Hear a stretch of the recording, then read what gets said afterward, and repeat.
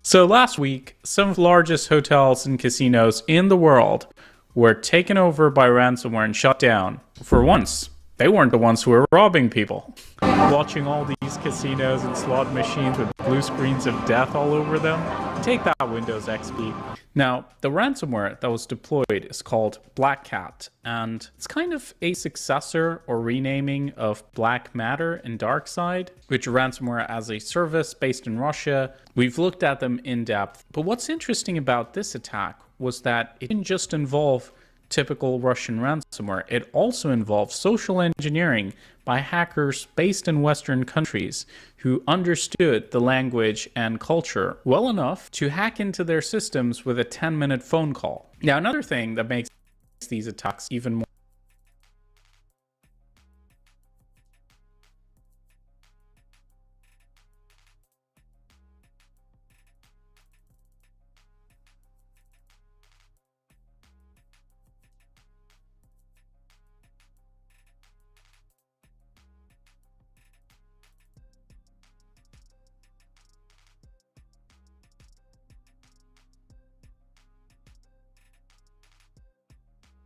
more ironic is the fact that these are the venues where the largest hacking convention or cybersecurity,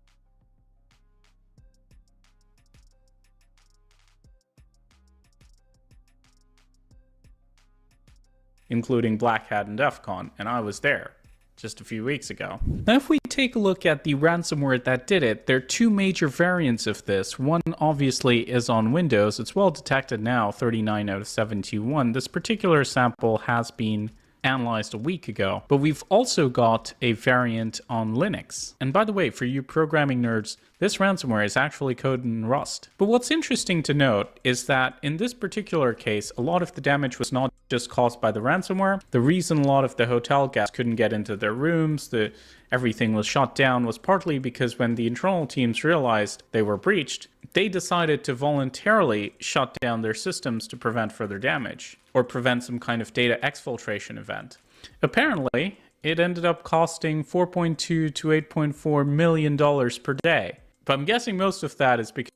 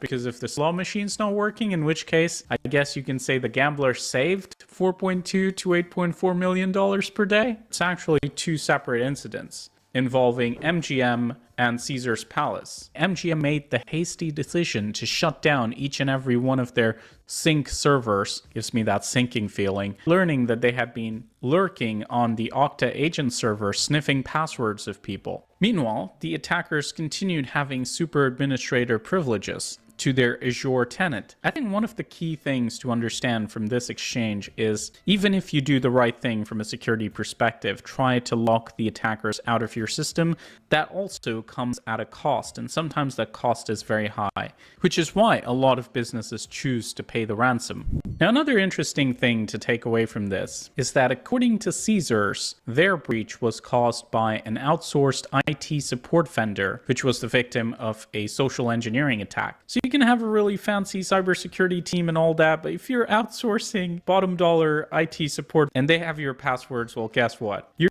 security is only as good as Windows XP computers. Jokes aside though, interdependence is a big issue, and we've seen this previously in other supply chain attacks, like 3CX, where essentially one package in the software, like this entire phone system software, everyone using it could effectively be hacked through this one malware that was deployed in the supply chain. Similarly, if you have an IT vendor who's compromised, someone can use that as an entry point to a much larger organization. Hopefully this helps demonstrate how complex cybersecurity sometimes. It's not as simple as just securing your computers or even your own employees, because it could be somebody else's employees. So it's really important to have a broad mindset, look into every aspect of your setup, including risk assessment, principle of least privilege, access management, and all the rest. But hey, let's look at the bright side. Some gamblers save millions of dollars. Some may even be so frustrated they might give up gambling. Not the worst thing in the world. But it's crazy the kind of impact some cyber attacks can have in this day and age, especially considering these hotels host DEF CON, so cybersecurity is not alien to them. I hope you guys enjoyed this video. Please like and share it if you did. Don't forget to subscribe to the PC Security channel. And now to our sponsors. You know what's funny? I actually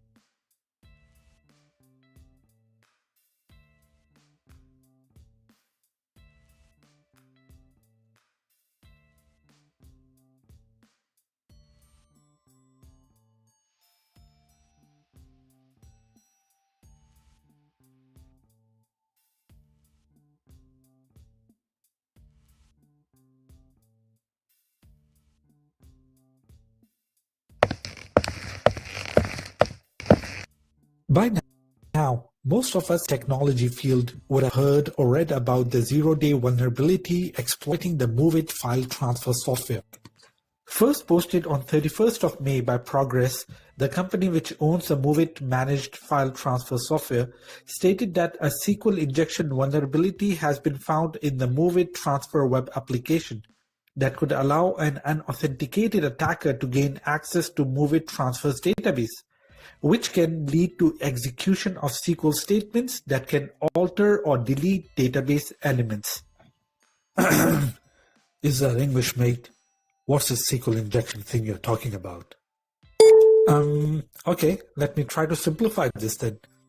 Consider a hypothetical scenario where you are a restaurant manager and your restaurant has a menu with various dishes that customers can order. The restaurant manager validates each order before it is passed to be processed by the kitchen. Now, if there is no restaurant manager to validate the order, the customer will have the capability to manipulate the order. They might say something like, "I would like the burger please with French fries, and hey, by the way, also cancel all other customer orders." Since you haven't implemented proper validation, you pass this entire order directly to the kitchen. The kitchen, unaware of the manipulation, follows the instructions as given. As a result, not only does the customer get their burger and fries, but the kitchen also inadvertently cancels all other customer orders from your system. So, why am I giving this example?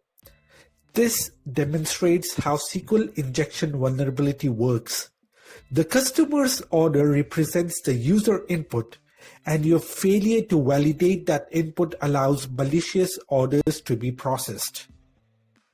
Now, taking the same analogy and applying it to the technology world, a SQL injection is a type of security vulnerability that targets the underlying database management system, and it occurs when an application running on a server or a serverless compute fails to properly validate or sanitize user input before using it in a SQL query. When an application is vulnerable to SQL injection, an attacker can exploit this vulnerability by injecting malicious SQL code into user-supplied input fields, such as login forms or search boxes. The vulnerable application then unknowingly executes the injected SQL code within its database. Now, coming back to MOVEit transfer vulnerability, you will find various articles and blog posts from numerous security vendors indicating that more than 2,500 MOVEit transfer instances were exposed to the internet. According to Microsoft, following the successful exploitation of SQL injection vulnerability, the attackers authenticated as the highest privileged user on the system and then deployed a web shell with data exfiltration capabilities. Microsoft has attributed attacks exploiting the zero-day vulnerability to Lace Tempest based on the new taxonomy. This threat actor group is known for ransomware operations such as Clop ransomware, a UK-based payroll provider used by companies such as British Airways and the BBC has already confirmed a breach through the MOVEit vulnerability. So now the question is, what can we do as organizations? Well, apart from following the vendor's recommendations on applying latest patches, let's discuss about how organizations can approach such attacks holistically. And as such, organizations at minimum need to have a third-party vendor risk assessment process that will give confidence about the vendor's security practices and processes. In this case, a secure software development practices employed by the vendor will be at play. A good vulnerability and patch management process that will identify and patch vulnerabilities as soon as they are released by the vendors. Having an appropriate threat intelligence hook that will provide the latest indicators of compromises or IOCs and TTPs from various threat actor groups. A security threat prevention capability. For example, in this scenario, a web application firewall, if configured properly, would be able to detect web application attacks. A security threat detection capability to correlate and detect any security anomalies on the host and network level. And last but not least, having a well-tested and rehearsed business continuity and crisis management plan to deal with disastrous cyber attacks that can lead to financial and reputational hit. Cyber attacks and breaches are inevitable.